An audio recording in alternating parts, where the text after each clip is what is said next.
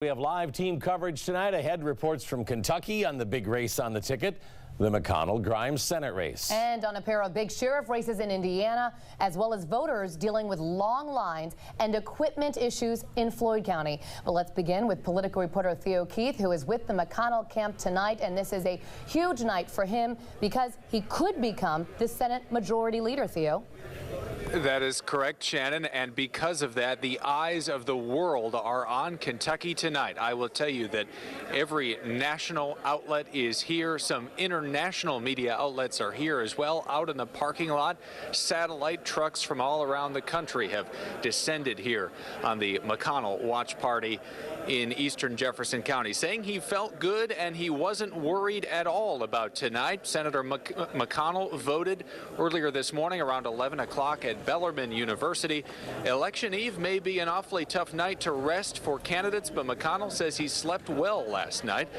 Both sides say this was his toughest re-election fight yet in 30 years.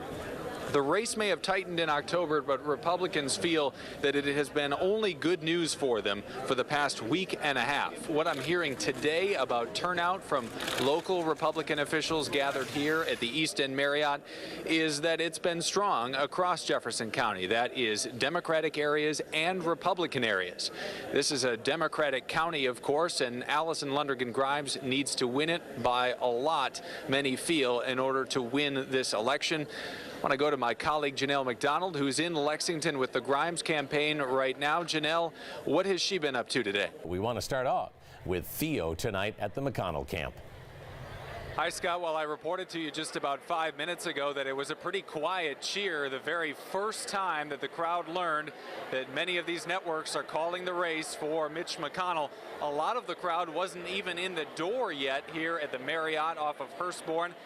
So that's why the reaction was a little bit subdued, but I can tell you it has sunk in now. We have had a couple of people go up to the podium and speak, saying that Mitch McConnell is going to remain your senator, and obviously people are very happy about that here. Just taking a look at the numbers, Alison Grimes has fallen short of what many thought she needed in Lexington, only going to win there by 6,000 or 7,000 in Fayette County, and she's also short of the pace she needed in Louisville too, with 31% in. That's about 1/3 of the votes counted. She's got about an 8,000 vote lead, and just to give you some perspective, 8,000 may seem like a lot, but a lot of people have been telling me that she may need to win by 70 or 75,000 here in Jefferson County just to have a chance. So if you want to know, I'm getting a lot of feedback on Twitter and social media asking why have the networks called this race this early. It's because some of those early numbers have come in and they're not very good for the Grimes campaign, so I'll pass that along. Still plenty of things to worry over for the Republicans here at this watch party, and there is still tension, I'll tell you, in the room. They are concerned about whether they'll take back the state House of Representatives for the first time in 93 years, and they're also really questioning right now how much influence Mitch McConnell is going to have. Is he going to be continue to be the defensive coordinator in the U.S. Senate, as he calls himself, the minority leader, or is he going to be able to take over as the leader of the Senate if his party picks up 6 votes in the Senate? Still a lot to answer on this night. It may be a long one, even if this race is wrapped up. Come morning, Kentucky may be the home of the Senate's new majority leader. Senator Mitch McConnell tonight cruising to a 6th term in the U.S. Senate in a race that was called much earlier than anyone expected. And a good evening and welcome to Way 3 News at 11, a special hour edition. I'm Scott Reynolds. And I'm Shannon Kogan. That U.S. Senate race between Senator McConnell and Kentucky Secretary of State Alison Lundergan Grimes was one of the closest watched and most expensive races in the country. And it was called very early, just after 7 o'clock tonight, after it became clear Grimes did not pull out the support she needed from the Lexington area, with 99% of the precincts reporting. Look at that. Senator Mitch McConnell with 56% of the vote over Alison Lundergan Grimes with just 41%. Yeah, a 15-point bulge. No one saw that coming. Tonight we begin with team coverage from both camps' headquarters in Louisville and Lexington, starting with our political reporter Theo Keith live at the McConnell camp in Louisville. And Theo, an exciting night for McConnell supporters. It sure was, Scott, and you just said it. This was a trouncing that no one saw coming. You even have to wonder if the McConnell people saw the margin being this far apart. Not certainly after $80 million spent in this race and how competitive it was, at least through the summer. McConnell saying afterward that his campaign ran a perfect race. Rand Paul, though, chalked it up to something else. Mitch McConnell trounces Alison Grimes in a way that no poll forecast. Secretary Grimes ran a spirited campaign. She earned a lot of votes, and she earned my respect. It took a lot of guts to take on a race like this. Because of the business we're in, it also meant she'd take some heat. It was over very early, even before all the McConnell supporters got in the door of his election headquarters. But they grew louder during his victory speech, which included a message to any voter who believes he is out of touch with Kentuckians. I've heard your concerns. I've made them my own. You will be heard in Washington. Rand Paul called McConnell the next majority leader of the U.S. Senate, even with control of the Senate still in question. Paul says Congress will send President Obama bill after bill until he wearies. If the president insists on vetoing bill after bill, then in 2016, the people will rise up and reclaim our heritage and elect a lover of liberty who will restore the values of our founding fathers. It sounded like the first speech of a presidential campaign, but Paul says no, at least not for now. Is that you, or could that be another Republican? Could be a lot of people. I want to be part of that message, and we'll figure that out in the spring. For Paul and McConnell, the race was about Obama from the beginning until the end. It's time to turn this country around.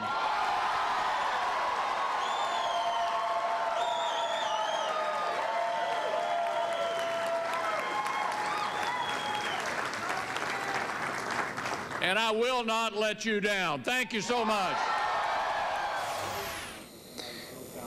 The crowd really hanging on his every word there. Now McConnell will sit and wait to see if he becomes the new leader of a Senate. He may not have to wait that long.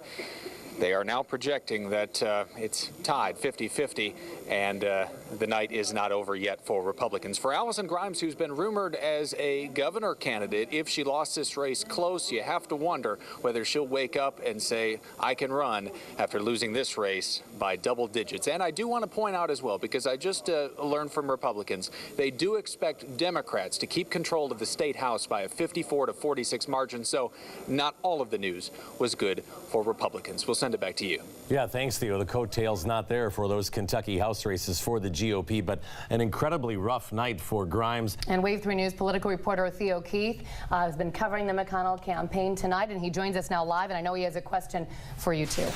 Theo, go ahead. Yeah, you just look at some of these numbers, turnout numbers in Jefferson County, way lower than what was projected, even lower than what it was in 2010. I'm just wondering, guys, Philip, do you think that non-answer on the Obama vote question played into this, or do you think this was just an inevitable result as a midterm election, which Republicans usually do well in?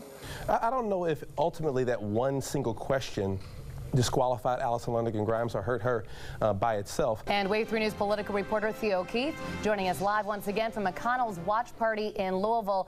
And Theo, talk to us about what the reaction was when this race was called. It was called so early tonight.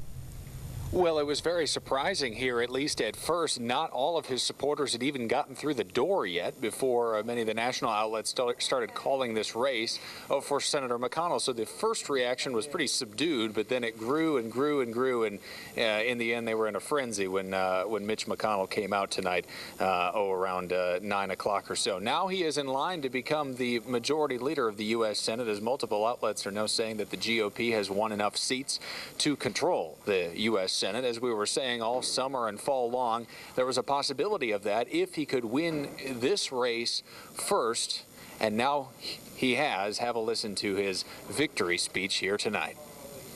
So tomorrow, the papers will say, I won this race.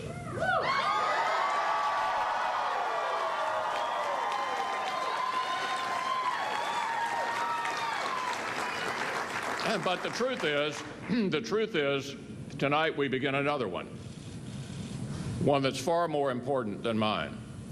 And that's the race to turn this country around. Now let's check in with our political reporter, Theo Keith. He's been at the McConnell camp tonight, and he's got some questions for you guys as well. Theo? Yeah, and you can see how early this night was over. They're tearing down the stage already. But I got a question for both of you, but I want to start with you, Bill. What tangible benefit to Kentuckians do you think Senator McConnell becoming majority leader has? And then the other one that's not really getting talked about, he'll be 78 in 2020. Do you think this is his last term? And then, Morgan, the one thing, do you think even after this trouncing, I mean, do you think Jack Conway is the one who's smiling tonight, that maybe this won't allow Grimes to get in the governor's race as she had been rumored to be thinking about?